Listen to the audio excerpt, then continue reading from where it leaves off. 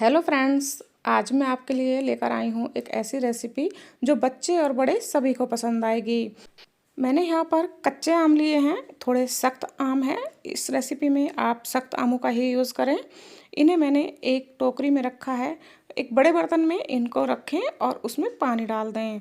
पानी में इसे 1 से 2 घंटे रखें। अगर आपके पास टाइम है तो आप इसे रात भर के लिए पानी में ही रखा छोड़ दें।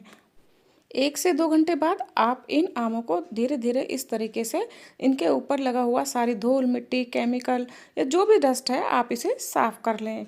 देखिए ऊपर के पोर्शन को कुछ अच्छी तरह से साफ़ करें। इस तरीके से इसमें पल्प होता है, इसे थोड़ा सा रगड़ रगड़ के साफ़ करें।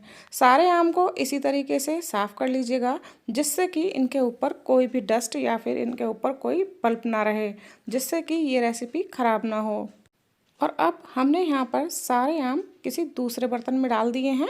एक एक करके आप सारे आमों को अलग बर्तन में निकाल कर रख लें।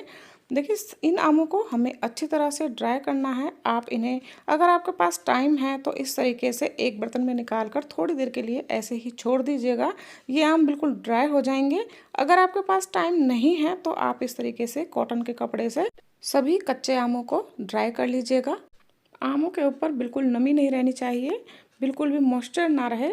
सारे आम सुखा लिए हैं। अब हम ऊपर से इस तरीके से इनको थोड़ा सा कट करेंगे और कट करने के बाद सारे आमों को हम छीलेंगे। यहाँ पर आप सख्त आमों का ही यूज़ करें। आपको यहाँ पर सॉफ्ट आम नहीं लेने हैं, इसीलिए थोड़े से सख्त देख कर ही लें। आप उन्हें हाथ से चेक कर कर ही ख़रीदें। तो इस तरीके से हमने यहाँ पर सारे आम ले लिए हैं। देखिए अगर कोई आपका आम कच्चा आम ख़राब हो तो आप उसे हटा दीजिए। एकदम फ्रेश ताज़े और बिना ख़राब ही यूज़ कीजिएगा। तो यहाँ पर आम हमने सारे छील लिए हैं और छीलने के बाद हमने यहाँ पर एक ग्रेटर लिया है और ग्रेटर की हेल्प से हमें ये सारे आम कद्दूकस करने हैं। आप मोटी तरफ से ही कद्दूकस कीजिएगा, तभी ये डिश हमारी अच्छी बनेगी। कद्दूकस करने के बाद ये गुठली बच जाती है। किसी आम में निकलती है और किसी आम में नहीं निकलती है। जिस भी आम में ये गुठली निकले आप इस गुठली का यूज़, जो भी इसके ऊपर पल्प लगा हुआ है उसमें आप आम पन्ना बना सकते हैं या फिर पतला पतला सारी कैरी को छील कर आप उसकी चटनी भी बना सकते हैं। तो आप देख सकते हैं हमने सारे कच्चे आम को यहाँ पर ग्रेट कर लिया है। और अब एक भारी तले की कढ़ाई लेनी है। आप भारी ही कढ़ाई लें, कोई भी बर्तन लें तो वो भारी ही यूज़ करें जिससे कि ये नीचे तले में लगे ना। और हम इस कद्दूकस किए हुए कच्चे आम को कढ़ाई में ट्रांसफ़र करेंगे।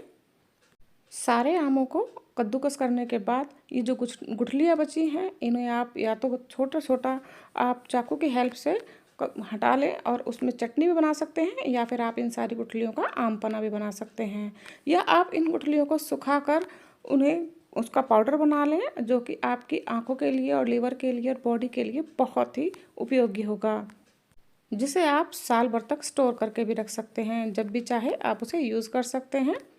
अब हमने स्लो फ्लेम पर ये सारी कच्ची कैरी रख दी हैं और इनके अंदर डाला है गुड़।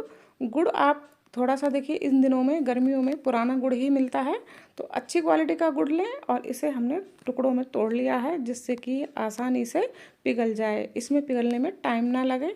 तो इसे छोटे छोटे टुकड़ों में कर लें और स्लो फ्लेम पर ही हमें ये पूरी रेसिपी रेडी करनी है। और धीरे धीरे हम इस सारी चीज़ों को अच्छे तरीके से गुड़ को इसमें मेल्ट होने देंगे। स्लो फ्लेम पर धीरे धीरे इस तरीके से उलट पलट करते रहना है जब तक ये गुड़ मेल्ट नहीं होता। आप 5 मिनट में देखेंगे कि ये गुड़ मेल्ट होने लगा है। देखिए इस तरीके से आप देख रहे हैं कि गुड़ थोड़ा सा मेल्ट होने लगा है। ये हमें बहुत कम टाइम में ही मेल्ट हो जाएगा। 5 मिनट उलट पलट करने के बाद आप देख सकते हैं कि गुड़ मेल्ट हो चुका है। और अब हम इसे स्लो फ्लेम पर ही आधा घंटा स्लो फ्लेम पर ही रखेंगे, इस तरीके से पकने देंगे, क्योंकि ये रेसिपी हमें स्लो फ्लेम पर तैयार करनी है। अगर फुल फ्लेम पर करेंगे तो ये जल जाएगी।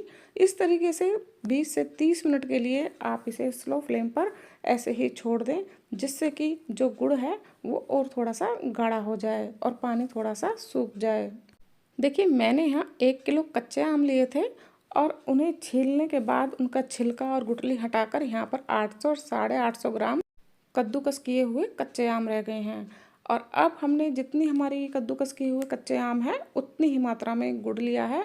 800 ग्राम यहाँ पर हमारे कद्दूकस किए हुए कच्चे आम रह गए थे, तो हमने यहाँ पर लिया है 1 किलो गुड़, और 1 किलो गुड़ को हमने मेल्ट करके 20 मिनट या घड़ी देखकर आप स्लो फ्लेम पर 20 से 30 मिनट के बीच इस तरीके से इसे हिलाते हुए देखिए इसे पका लेना है।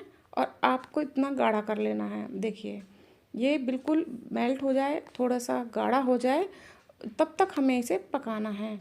तो 20 से 30 मिनट हमने पकाने के बाद अब इसमें डाला है आधा चम्मच मेथी और आधा चम्मच कलौंजी, और साथ में मैंने यहाँ पर 1.5 चम्मच डाला है दरदरी पिसी हुई सौंफ, और आधा चम्मच काला नमक, 1 चम्मच सफ़ेद नमक, और साथ में चौथाई चम्मच हल्दी पाउडर, और यहाँ पर आधा चम्मच डाला है मैंने कश्मीरी लाल मिर्च, और साथ में 1 चम्मच गरम मसाला डाला है। और अब इन सब मसालों को हम अच्छी तरह से मिक्स करेंगे। देखिए सारे मसालों को धीरे धीरे इसी तरीके से मिक्स करना है। सारे मसाले एक एक कोने में मिक्स हो जाएं। 2 से 3 मिनट इस तरीके से हमें इन्हें मिक्स करते रहना है, और 2 से 3 मिनट बाद हम इसे स्लो फ्लेम पर ही 5 मिनट के लिए और पकाएंगे, जिससे ये मसाले अपना टेस्ट हमारे कच्चे आम में छोड़ दें। देखिए इस तरीके से 5 मिनट बाद आप देखेंगे कि कितनी टेस्टी सी हमारी ये कच्चे आम का छुंदा या फिर कच्चे आम की मीठी चटनी, गुड़ वाली चटनी रेडी हो गई है। आप इसे बच्चों के लंच में या बच्चों के परांठे के साथ या फिर घर पर जैसे आप चाहें बच्चों को दे सकते हैं। और अगर आप इसे थोड़ा बना रहे हैं तो आप इसे ऐसे ही फ्रिज में 1 महीने तक स्टोर करके रख सकते हैं। लेकिन अगर आप इससे ज़्यादा स्टोर करना चाहते हैं तो इसमें आप आधा कप सिरका मिला दें, और सिरका मिलाने के बाद आप इसे 1 साल तक के लिए भी स्टोर कर सकते हैं। ये कभी ख़राब नहीं होगी, क्योंकि सिरका प्रिजर्वेटिव का काम करता है। और फिर आप इसे किसी सूखे कंटेनर में, चाहे प्लास्टिक का हो चाहे कांच के किसी कंटेनर में, भर कर रख दें। एयर टाइट कंटेनर ही यूज़ करना है। देखिए ये आम की मीठी चटनी, या फिर इसे कहीं पर आम का छुंदा भी बोला जाता है, या आम का मीठा अचार भी बोल सकते हैं। तो इसे आप बच्चों को परांठे के साथ इस तरीके से लगाकर रोल बनाकर दीजिएगा, बच्चे बहुत पसंद करेंगे। इससे आपकी सब्जी की समस्या भी ख़त्म हो जाएगी। डेली डेली बच्चे सब्जी नहीं खाते, तो आप इसे चेंज करके भी इस तरीके से लगाकर परांठे में रोल बनाकर लंच में भी रख सकते हैं, और इसको रोल बनाकर आप इसे घर में भी दे सकते हैं।